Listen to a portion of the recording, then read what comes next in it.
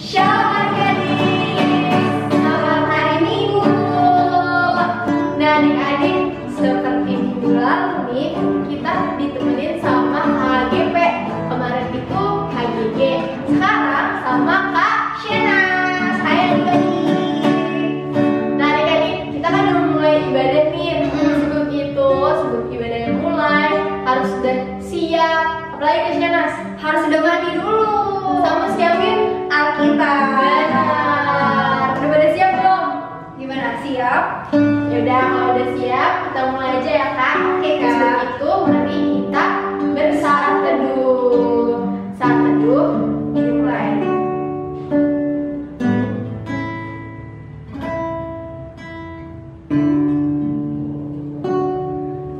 Saat teduh selesai. Adik-adik, untuk mengawali ibadah kita dalam keseharian kita itu, kita harus berhati-hati dalam tutur kata, perbuatan, dengan menggunakan tangan kita, tangan, kaki, semuanya. Oleh sebab itu, sekarang mari kita berdiri. Kita menyanyi lagu Hati-hati Gunakan Tanganmu.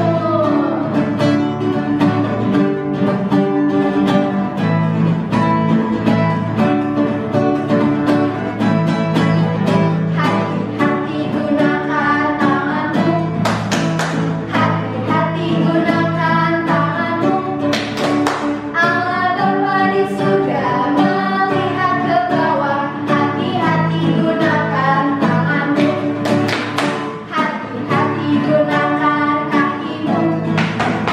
Hati-hati gunakan kakimu. Allah Bapa di surga melihat ke bawah. Hati-hati gunakan kakimu. Hati-hati gunakan lehermu. Hati-hati gunakan lehermu. Allah Bapa di surga melihat ke bawah. Hati-hati gunakan lehermu. Hati-hati gunakan mulutmu. Amin. Hati-hati gunakan mulutmu. Amin. Allah Bapa di surga melihat ke bawah. Hati-hati gunakan mulutmu. Amin. Hati-hati gunakan tubuhmu. Amin. Hati-hati gunakan tubuhmu. Amin. Allah Bapa di surga melihat ke bawah. Hati-hati gunakan tubuhmu. Amin. Yeay. Pastinya harus semangat ya adik-adik. Sekarang kita mau mulai ibadah. Sebelum itu mari kita bersatu di dalam doa. Ya Bapa yang baik, terima kasih atas anugerah dan berkat yang melimpah yang Kau berikan kepada kami pada hari Minggu ini ya Tuhan. Sekarang kami ingin memulai IPA pada minggu ini. Kiranya Kau berkati agar kami dapat fokus dan serius selama ibadah berlangsung dari awal pertengahan hingga akhir ya Tuhan. Terima kasih ya Tuhan. Hanya kepadamu saja kami berdoa. Haleluya. Amin. Nah, berikutnya kita mau nyanyi lagu apa nih Kak Shena? Lagu apa ya? Kita mau nyanyi lagu dengan Dia Panggil Nama Saya.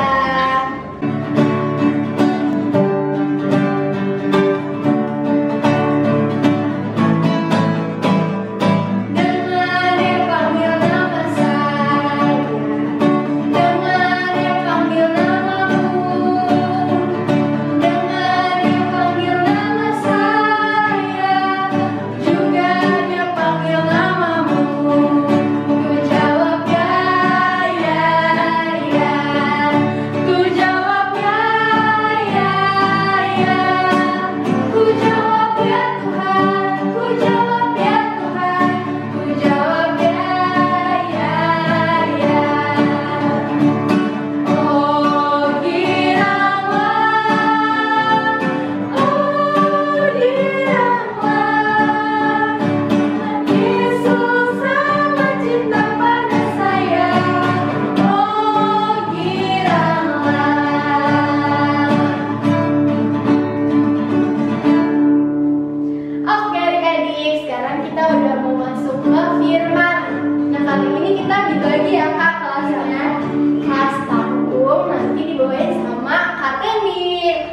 kelas TK dan anak kecil dibawain oleh Kak Vita.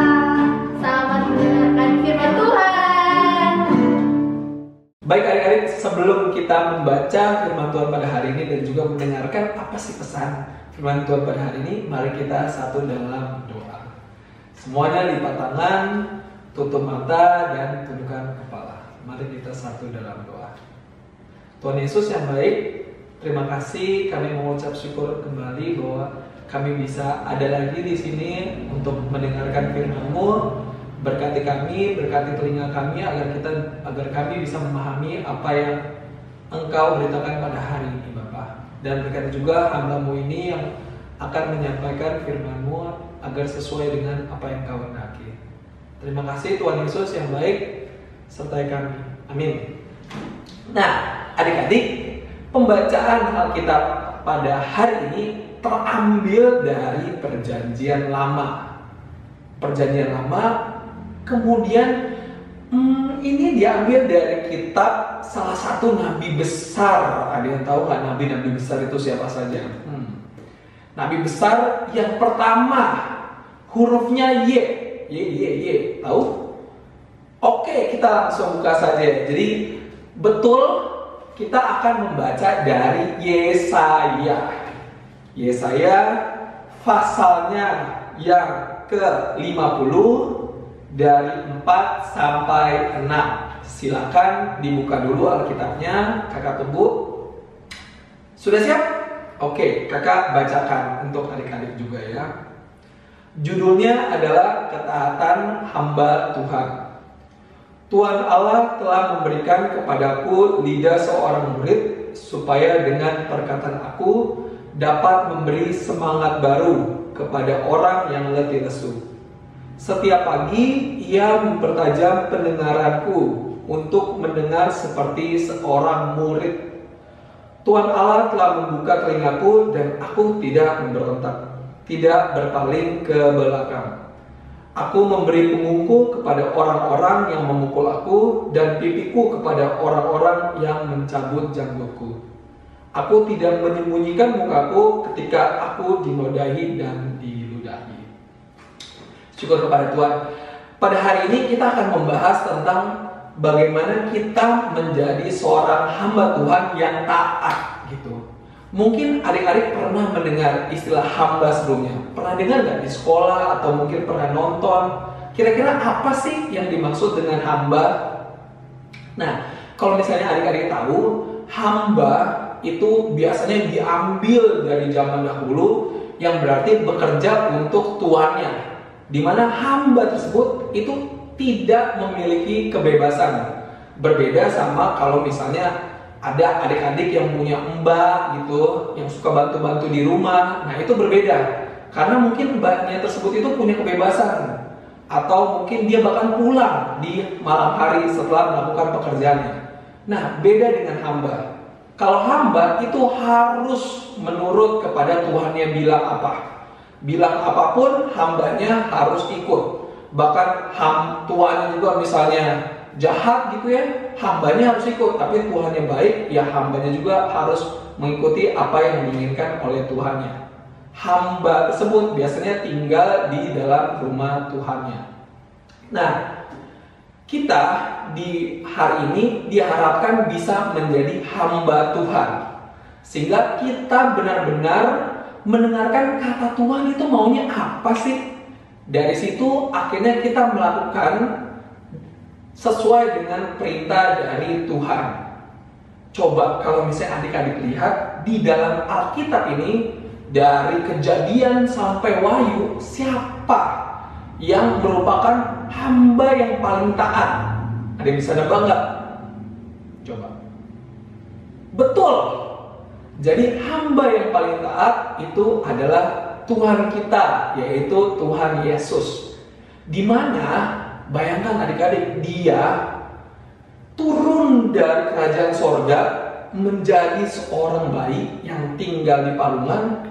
Kemudian dia punya tugas untuk menyelamatkan manusia.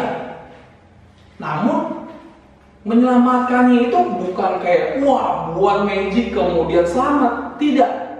Tapi dengan mengorbankan dirinya di kayu salib. Bayangkan bagaimana saat itu Tuhan Yesus itu harus taat untuk mengorbankan dirinya.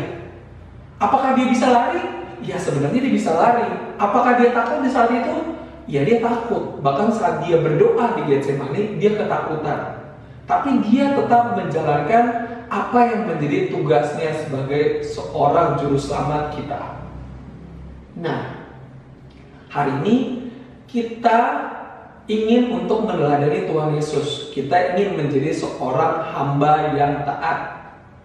Untuk menjadi hamba yang taat, ada 2 indera yang paling harus kita kuasai. Yang pertama itu adalah telinga, betul sekali gunanya untuk mendengar. Dan yang satu itu adalah lidah, untuk kita berbicara. Mari kita bahas satu-satu ya adik-adik. Yang pertama, kakak mau bahas dulu dari telinga dulu. Dimana telinga ini, seorang hamba yang taat itu, dia mau mendengar. Oh tentu saja adik-adik pasti dengar apa saja. Papa mama bilang apa, ya tentu saja adik-adik mau dengar. Tapi bukan sesimpel mendengar yang maksudnya misalnya mama bilang kerjain PR, dengar nggak? Dengar, kerjain PR. Tapi bukan hanya mendengar itu yang dimaksudkan kalau menjadi hamba yang taat. Tapi kita juga benar-benar mendengarkan dengan hati kita dan akhirnya melakukan. Jadi kita menjadi apa yang kita dengar itu menjadi perbuatan.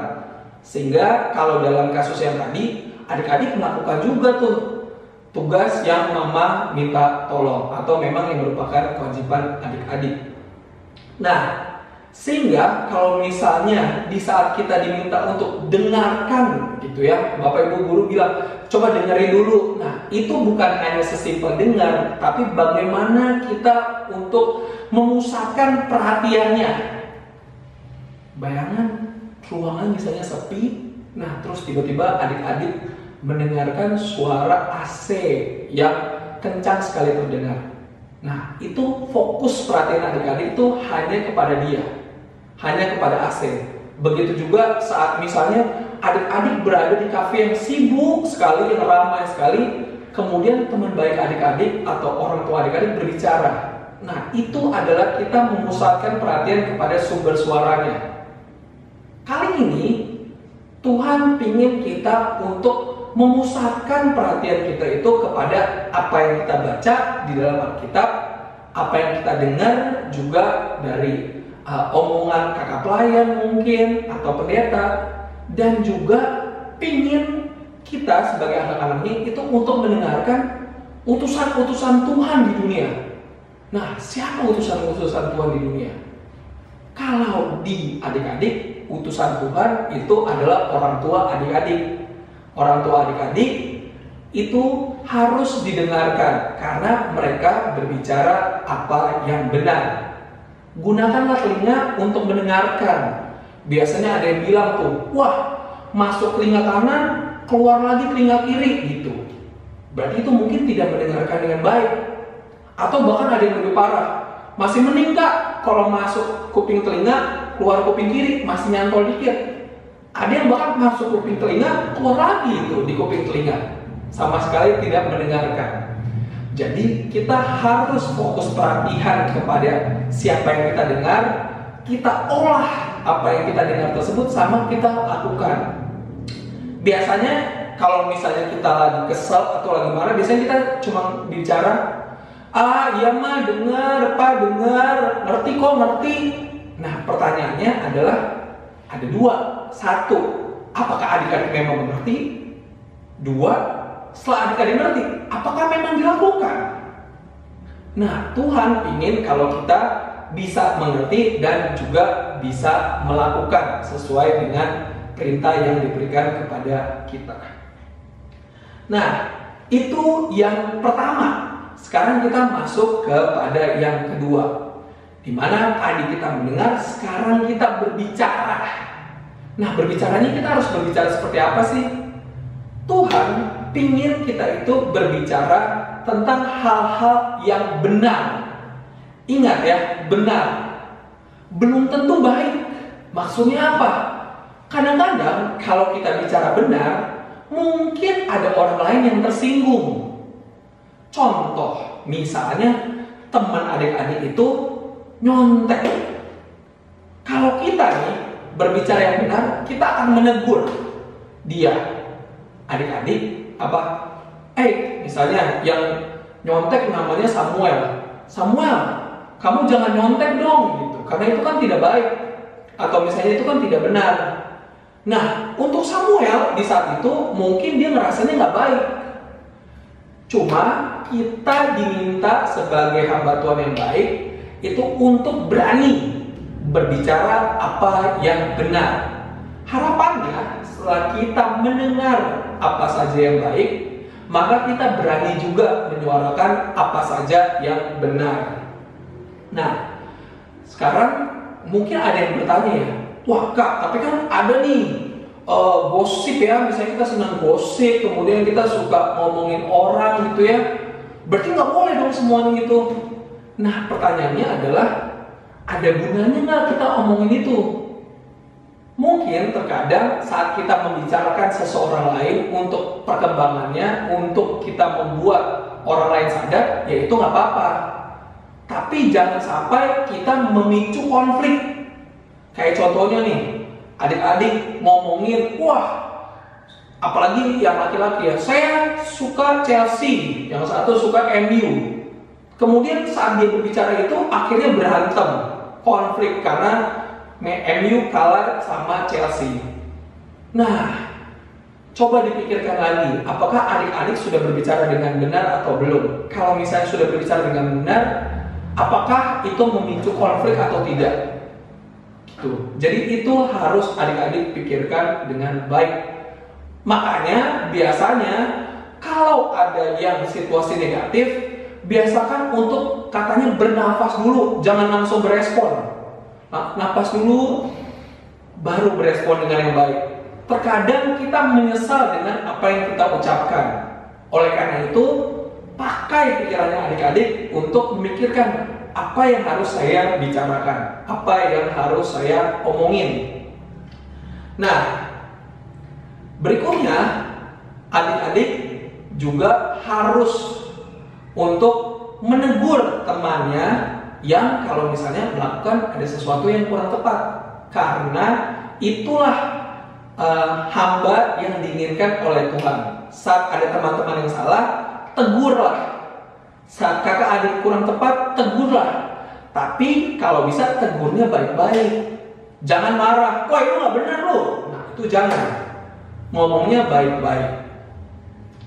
Sekarang kakak mau bertanya nih, misalnya nih ada kasus adik-adik pergi sama teman adik-adik, di mana teman adik-adik itu misalnya ada 2 orang, ada Joe dan juga ada Nico. Joe itu datang pakai masker, adik-adik juga pakai masker, Nico nggak pakai masker. Tapi kalau misalnya adik-adik negur, bisa jadi pulang. Kira-kira adik-adik mau melakukan apa? Tegur Nico untuk pakai masker atau tidak tegur Nico? Nah, yang mana adik-adik?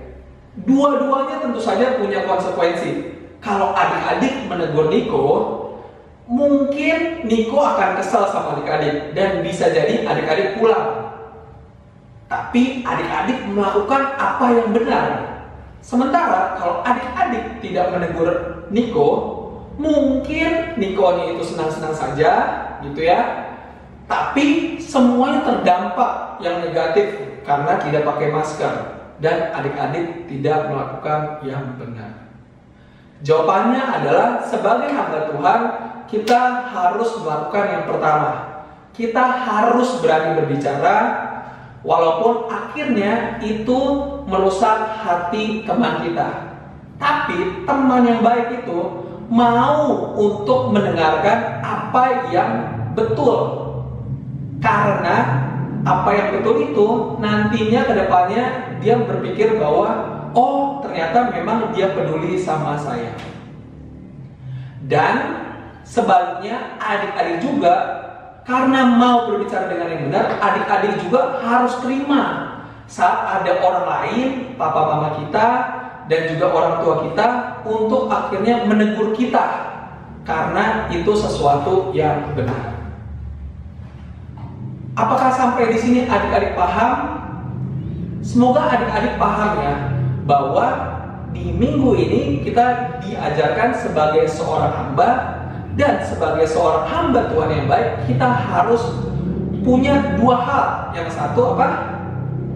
Betul, mendengarkan yang baik. Yang kedua, betul, berbicara yang benar. Dengan adik-adik seperti itu, adik-adik pasti akan menjadi contoh juga buat adik-adik yang lain. Kakak percaya adik-adik bisa, dan kalau misalnya banyak orang di luar sana itu juga bisa, adik pun bisa. Selamat menjadi hamba yang taat kepada Tuhan Yesus. Mari adik-adik kita bersatu untuk berdoa syafaat. Mari kita berdoa. Tuhan Bapa kami yang di surga, saat ini kami ingin bersatu hati berdoa untuk bangsa dan negara kami. Berkatilah bangsa kami ini, berilah kedamaian di dalamnya, sertai para pemimpin kami supaya dapat memimpin negara ini dengan baik dan bijaksana, sehingga rakyatnya bisa aman, sentosa, dan damai satu sama lain. Tak lupa kami berdoa juga untuk gereja-gereja di muka bumi ini, terutama gereja kami tercinta, Gereja Eklesia. Berkati gereja-gereja ini agar selalu dapat menyampaikan warta sukacita atas kasih-Mu, sehingga nama Tuhan akan selalu terdengar sampai ke pelosok-pelosok negeri. Berkati para penginjil, pendeta, serta majelis-majelis dan jemaat yang di dalamnya dalam perkumpulan mereka masing-masing. Jangan tinggalkan mereka ya Bapa, tapi persatukan kami dalam kasih-Mu dan dapat saling menopang satu sama lain. Ya Tuhan, dengarkanlah doa kami. Tuhan Yesus, aku ingin berdoa untuk teman-teman dan orang tua. Tuhan Yesus, kiranya Engkau berkati teman-teman yang ada di seluruh dunia, teman sekolah, teman gereja, teman sekolah minggu. Tuhan Yesus, kiranya teman-teman yang sakit Engkau sembuhkan. Tuhan Yesus, supaya bisa bermain kembali. Haleluya, amin. Tuhan Yesus, aku juga ingin berdoa untuk orang tua, kiranya Engkau berikan kesehatan untuk orang tua yang ada di seluruh dunia, supaya mereka bisa menjadi orang tua yang baik. Doa ini kami alaskan dengan doa yang Kau ajarkan. Bapa kami yang di surga, dikuduskanlah nama-Mu, datanglah kerajaan-Mu, jadilah kehendak-Mu di bumi seperti surga. Berilah kami pada hari ini makanan kami yang secukupnya, dan ampunilah kami akan kesalahan kami, seperti kami juga mengampuni orang yang bersalah kepada kami. Dan jangan membawa kami ke dalam cobaan, tapi lepaskanlah kami dari yang jahat. Karena Engkau punya kerajaan dan kuasa dan kemuliaan sampai selama-lamanya. Amin. Nah adik-adik, sekarang kita mau kasih persembahan kita. Jangan lupa persembahannya dimasukin ke celengan. Udah adik-adik siapin, boleh minta bantuan mama papa buat bantu masukin juga. Nah untuk mengiringi persembahan kita punya lagu Di Sini Aku Bawa Tuhan.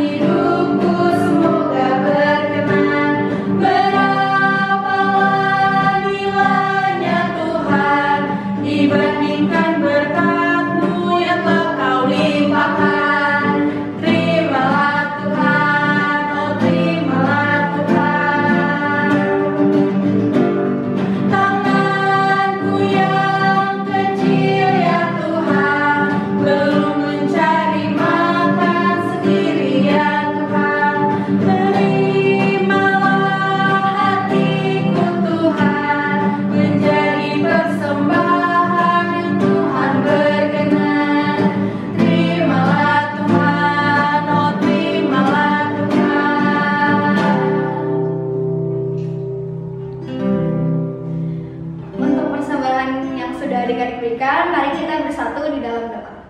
Tuhan Yesus yang baik, terima kasih Tuhan, kami boleh memberikan memberikan persembahan pada hari ini. Berkatilah persembahan ini agar berguna bagi pelayanan untuk kemuliaan Tuhan.